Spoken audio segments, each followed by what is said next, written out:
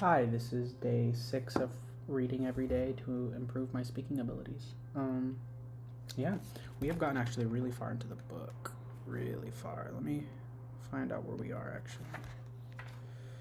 Towards the end here. Okay.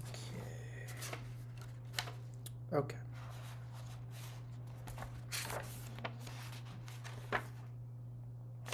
Yeah, okay. I found where we're at. Alright, I'm going to set the clock now. Okay. Starting now. 30 minutes. Here we go. Realism. Among theater leaders, actors, spectators, critics, there are many who prefer theatricality and artificiality. They are surfeited with realistic actuality on the stage. Only not the way it is in real life, they say. To get away from it, they scratch out the most exaggerated, anti realistic forms. In contrast to them are those who prefer and accept in the theater only natural truthfulness, realism. They are not afraid of the catharsis of their souls through powerful impressions. All they want on the stage is a reflection of the real life of human souls. In both cases, there are excesses.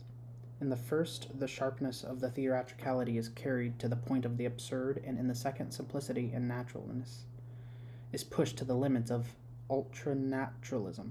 Ultranaturalism. For example, an actor exaggerates truth in a depth scene to an undesirable degree, with cramps, nausea, groans, horrible grimaces, indulging in naturalism for its own sake, instead of being preoccupied with the last moments of a human soul. Truth on the stage must be real, but rendered poetic through creative imagination. Impressionism and other isms in art are accepted only in so far as they represent realism in a refined, ennobled, distilled form. Director. Rehearsal. An actor must constantly practice to achieve a true creative mood at all times, whether he is performing, rehearsing, or working at home. Some actors have the insufferable habit of rehearsing in barely perceptible low tones when speaking their lines. That can do anything but form bad habits. What is it your partner to derive from such cues? An actor is obligated to produce his part in full, to give the right responses to his partner, follow correctly the laid out line of the play, and respond to what is said to him by his partner. Otherwise, a rehearsal loses all meaning.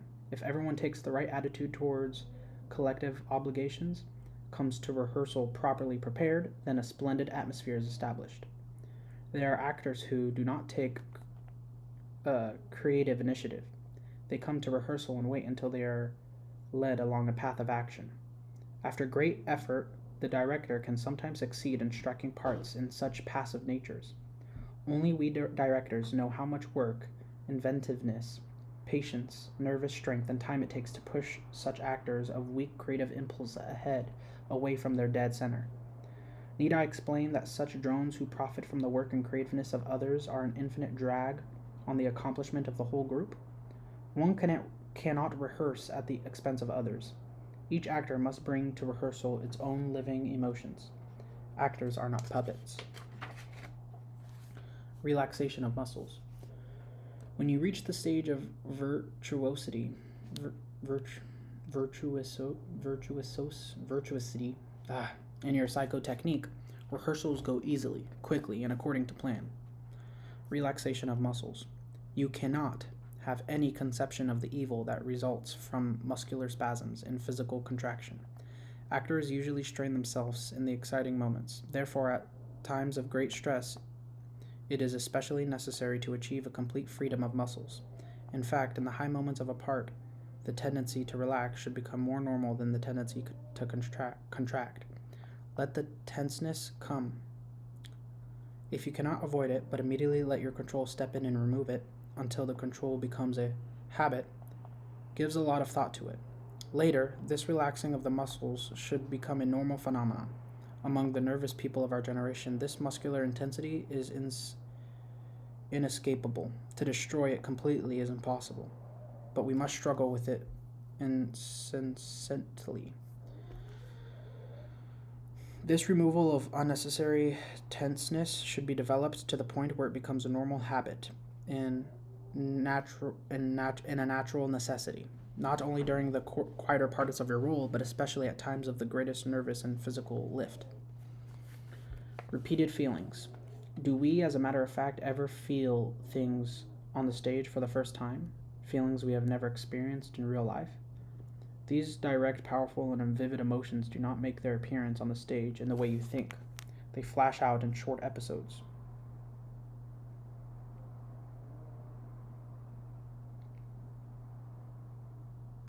They flash out in short episodes.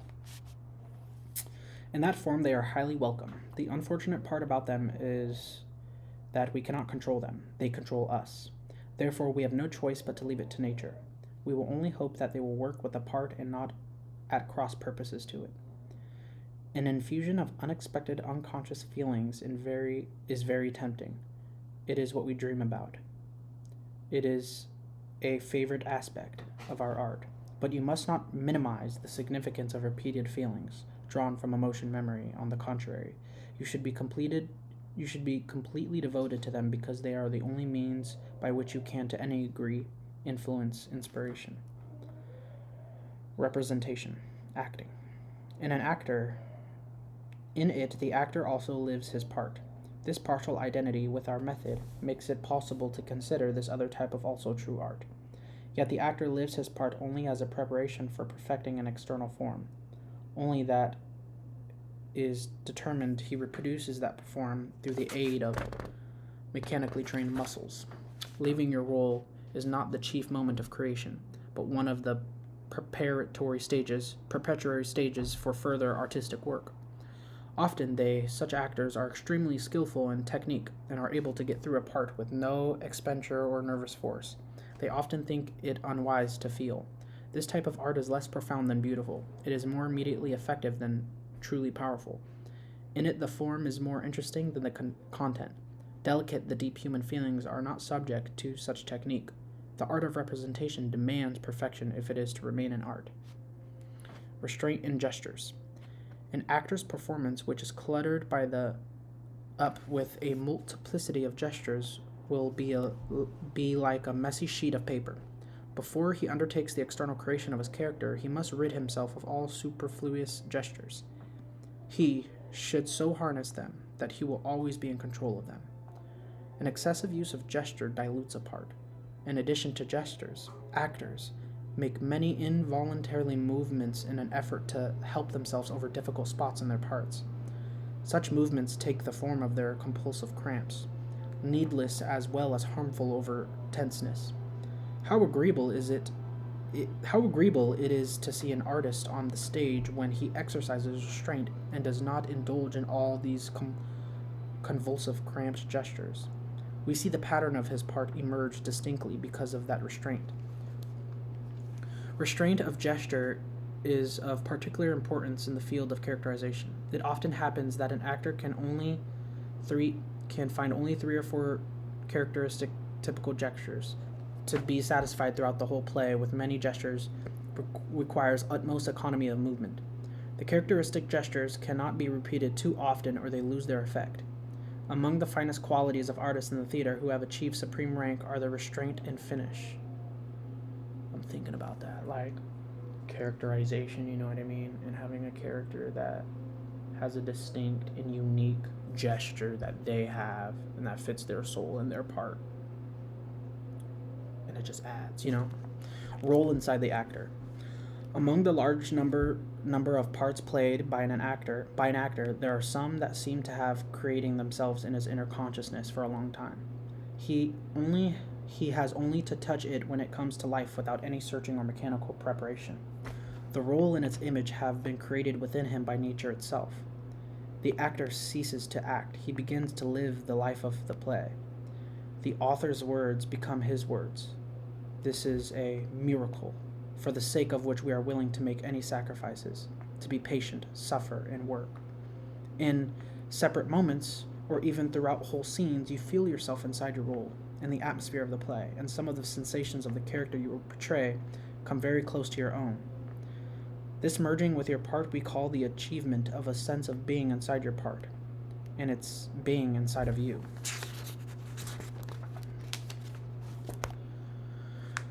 Rubber stamp. It is a great piece of good fortune when an actor can instantly grasp the play with his whole being, his mind, and his feelings. In such happy and rare circumstances, it is better to forget all about laws and methods, and give himself up to the power of creative nature. But these circumstances are so rare that one cannot count on them. They are so rare as the moments when the actor immediately grasps an important line of direction, a basic section of a play. Why is it that some parts of a play come to life, while others leave us without feeling? What happens because the places which are infused with immediate life are congenial to us, familiar to our emotions? Later on, when we become better acquainted with and feel closer to the play, we shall find that these points of light grow until they finally fill out your entire role.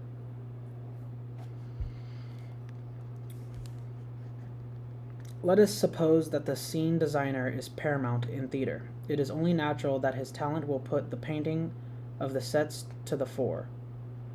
Then the underlying essence of the play will be sensed more vividly in colors, and the sets in the paintings like compositions of group scenes. The stage will be an inhibition of the product of a painter. In this visual holiday, the actor is scarcely more than a clothes horse for the artistic costumes of the painter, who stylizes man according to the whim of his own fantasy, in lines that cannot be conveyed in action. In recent years, more and more theaters have been founded on the tyranny of the scene designer. There have been genuinely artistic productions, startling indeed on their external beauty and variety. The work of a scene designer is such a theater is self-sufficient. It excites the public. The public, the director of the play, and the actors themselves fall prey to the enchantment and talent of the scene designer. Scenery and properties.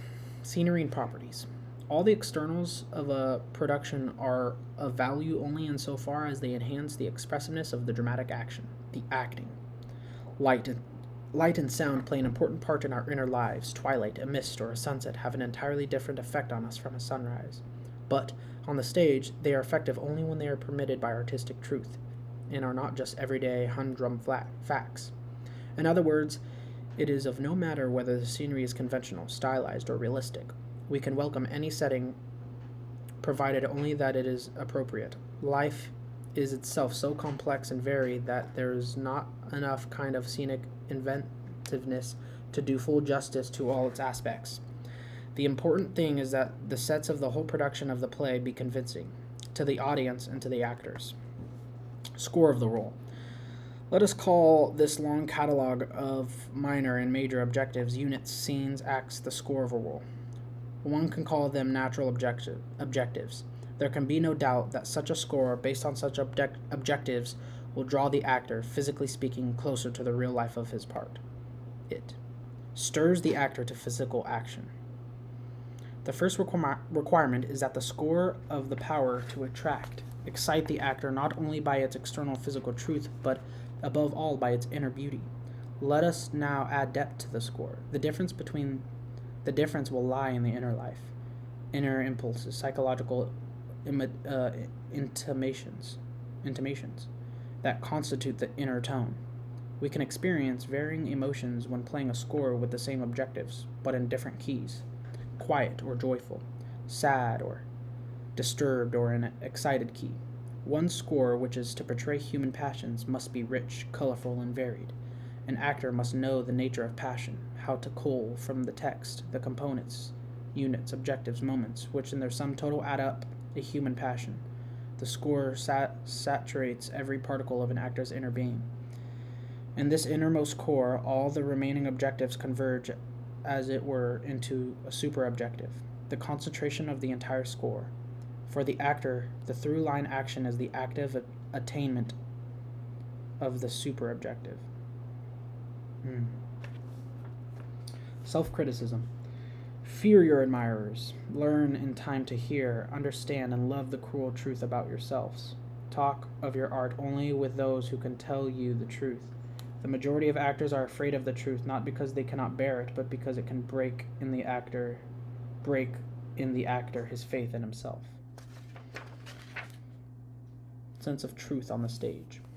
A sense of truth is the best stimulus to emotion, imagination, creativeness. At the base of every art is reaching out for artistic truth. The actor must believe in everything that takes place on stage, and most of all, in what he himself is doing, and one can believe only in the truth. There is no such thing as actuality on the stage. Art is the product of imagination, as the work of the dramatist should be. The aim of the actor should be to turn the play into a theatrical reality. Everything must be real in the imaginary life of an actor. Scenic truth is not only truth in life, it is peculiar to itself. We are not concerned with the actual naturalistic existence of what surrounds us on the stage, the reality of the material world. This is of use to us only in so far as it supplies a general background for our feelings. What counts? It is not the material out of which Othello's dagger is made, be it steel or cardboard, but the inner feeling of the actor who can justify his suicide. As if the circumstances and conditions were real, it is necessary for the actor to develop the highest degree his imagination, a childlike naivete, an artistic sensitivity to truth in his soul and body. Sincerity of emotions. Pushkin spoke of sincerity of emotions, feelings that seem true in given circumstances. That is exactly what we ask of an actor. We filter through ourselves all the materials that we receive from the author and the director. We work over them, supplementing them out in our own imagination. That material becomes part of us, spiritually, even physically. Our emotions are sincere. Once you have established contact between your life and your part, you will see how easy it is for you to sincerely believe in the possibility of what you are called upon to do on the stage. Soliloquy. What do we... Oh, wow. It's really just about, surrendering and believing.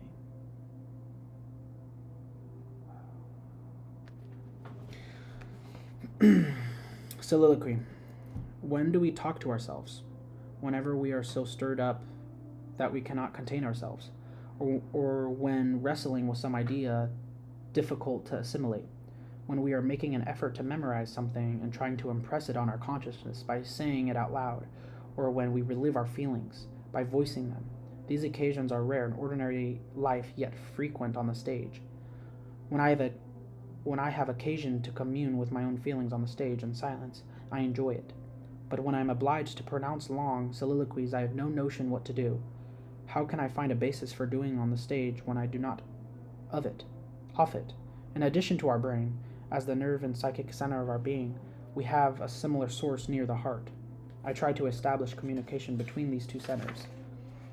The sensation was that my brain held intercourse with my feelings. I was able to commune with myself, either audibly or in silence, and with perfect self-possession. Speech. We need firm foundations for our art, in particular the art of speech and the ability to speak verse. Musical speech opens up endless possibilities of conveying the inner life we experience on the stage. What can we express with ordinary register of 5 or 6 notes?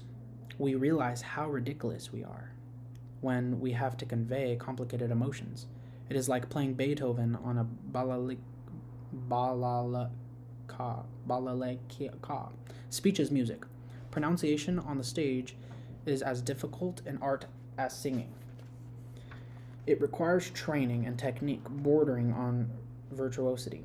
When an actor adds the vivid ornament of sound to the living content of the words, he causes me to glimpse with the inner vision the images he has fashioned out of his own creative imagination. Every actor must be in possession of excellent diction and pronunciation.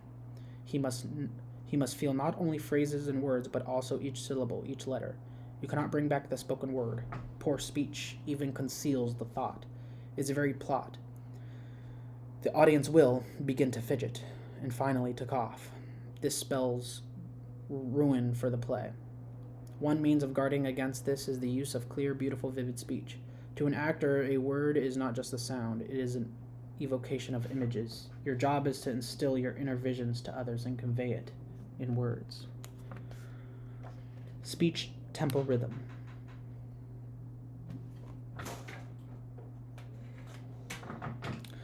Letters, syllables, words. These are the musical notes of speech, out of which to fashion measures, areas, whole symphonies. There is a good reason to describe beautiful speech as musical. Words spoken with resonance and sweep are more affecting. In speech, as in music, there are great differences between a phrase enunciated in a whole quarter or 16th note, or with triplets or quadruplets thrown in. In the first instance, there is calm; in the second, nervousness, agitation. Many actors who are careless of speech, inattentive to words, pronounce them with such thoughtless slipshod speed, without putting any endings on them, that they end up with completely mutilated half-spoken phrases. In proper and beautiful speech, there should be any of these manifestations, except where a change of tempo rhythm is called for on purpose for the characterization of a part. Our difficulty lies in the fact that many actors lack a well-rounded training in two important elements of speech. On the one side, there is smoothness, resonance, fluency; on the other side, rapidity, lightness, clarity, crispness to the pronunciation of words. To achieve stately, slow speech, we need first of all to replace silent pauses with sonorous cadences, the sustained singing tone of the words. It will help you read aloud very slowly to the timing of a metronome, if you are careful to preserve the smooth flow of words in rhythmic measures, and also if you provide yourself with the right inner basis for your exercise. A clear-cut rhythm of speech facilitates rhythmic sensibility, and the opposite is also true. The rhythmic of sensations experience helps to produce clear speech. Of course, all this occurs in the case where the precision of speech is thoroughly based on inner suggested circumstances and the magic if.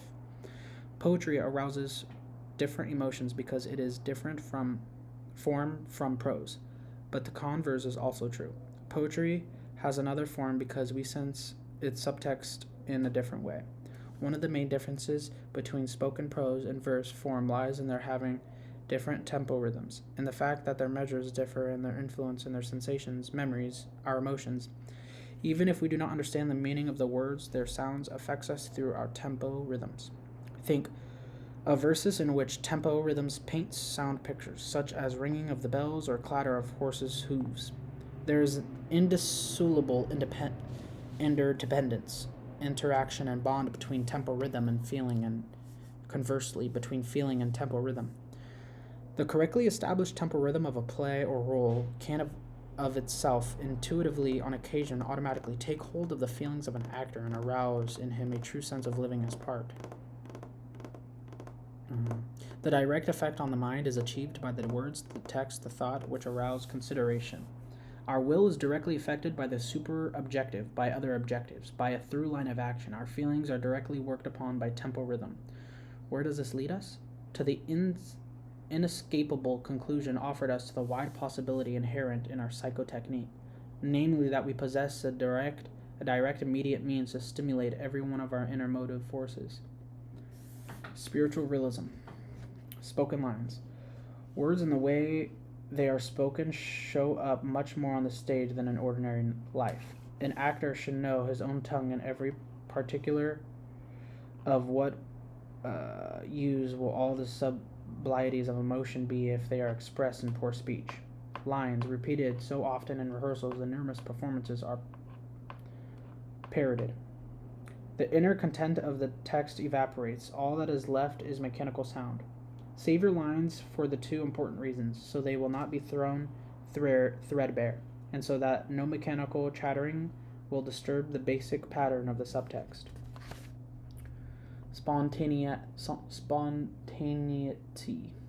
A constant supply of spontaneity is the only way to keep a role fresh on the move. Lacking this is likely to fade after a few performances. The unexpected is often the most effective lever in creative work.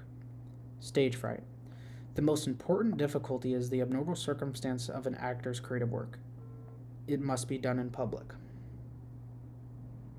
and muscular tautness, which interferes with inner emotional experience, will set in whenever an actor appears in public. I remembered helping a man pick up nails that had fallen on the stage when I was rehearsing. Then I was absorbed by the simple act, and I forgot the black hole beyond the footlights. I realized that from the very moment I concentrated on something behind the footlights, I ceased to think about what was going on in front of them. In ordinary life, you walk and sit and talk and look, but on the stage, you lose these faculties. You feel the closeness of the public, and you say to yourself, why are they looking at me? All our acts become strained before a public of 1,000 people. When I stepped away from the darkness of the wings to the full illumination of the footlights, board lights, and the spotlights, I felt blinded. But soon my eyes became accustomed to the light, and the fear and the attraction of the public seemed stronger than ever. I was ready to turn myself inside out, yet inside of me I never felt myself so empty. The effort to squeeze out more emotion than I had, the powerlessness to do the impossible, filled me with a fear that turned my face and hands to stone. All my forces were spent on unnatural and fruitless efforts. I was making a failure, and in my helplessness I was suddenly seized with rage. For several minutes I cut loose from everything about me. I flung out the famous line, "Blood, Lago, blood." I felt in these words all the injury to the soul of a trusting man. It almost seemed for a moment the listener strained forward, and that through the audience there ran a murmur. The moment I felt this approval of sort of energy boiled up in me, I cannot remember how I finished the scene, because the footlights and the black hole disappeared from my consciousness, and I was free of all fear. Wow. Wow. Wow. Stage settings. Surroundings have a great influence over your feelings. When the external production of a play is inwardly tied up with the spiritual life of the actors, it often acquires more significance on the stage than in real life. If it produces the right mood, it helps the actor to formulate the inner aspect of his role. It influences his whole psychic state and capacity to feel. Under such conditions, the setting is a definite stimulus to our emotions. Hi, Lucky. Lucky. Lucky. Stimuli to emotion memory. The unusual impression is that a director uses all of his material.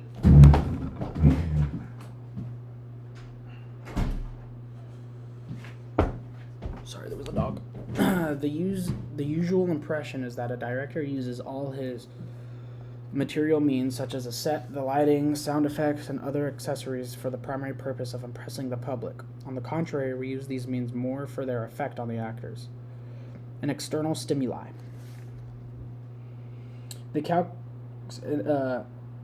As external stimuli, calculated to create an illusion of real life and its living moods.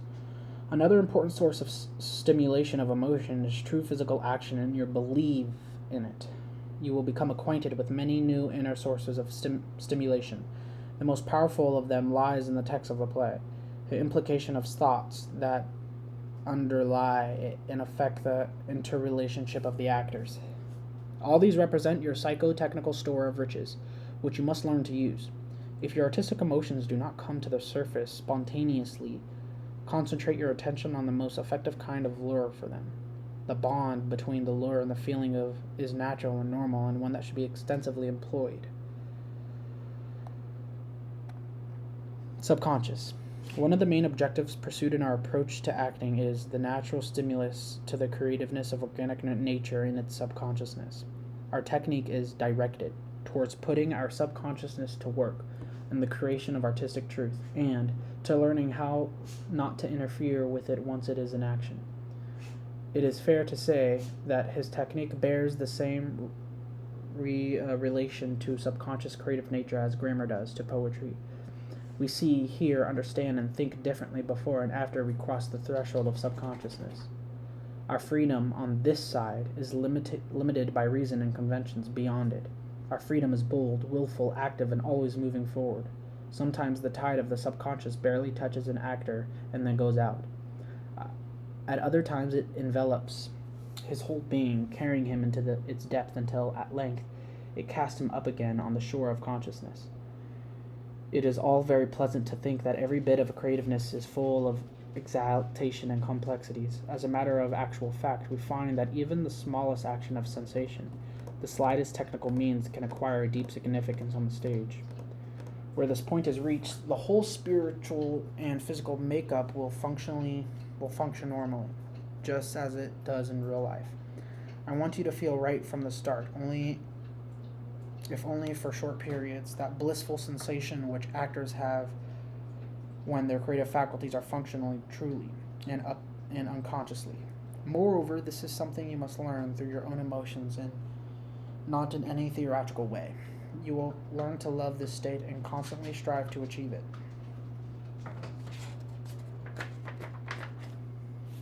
Subtext. Oh. Hey. Literally exactly when I touched the phone. Wakey, wakey, exit, there we go. Let's get this fucking...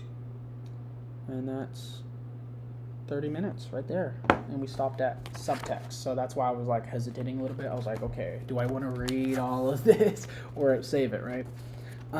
So I have about this much. Let's hope I can get all these pages done. I think this is like 30 minutes right there. Yeah, I think I'll finish. Yeah, this is gonna be the last one. Wow, I'm so excited. Next one, we're gonna finish a book in a week, right? Wow, let's go. I'm gonna probably read this again on this channel and still, continue to read this book probably like 3 times total. I really like this book. I want to get it in my brain. And also other books as well. But yeah, day 6 done. Thank you.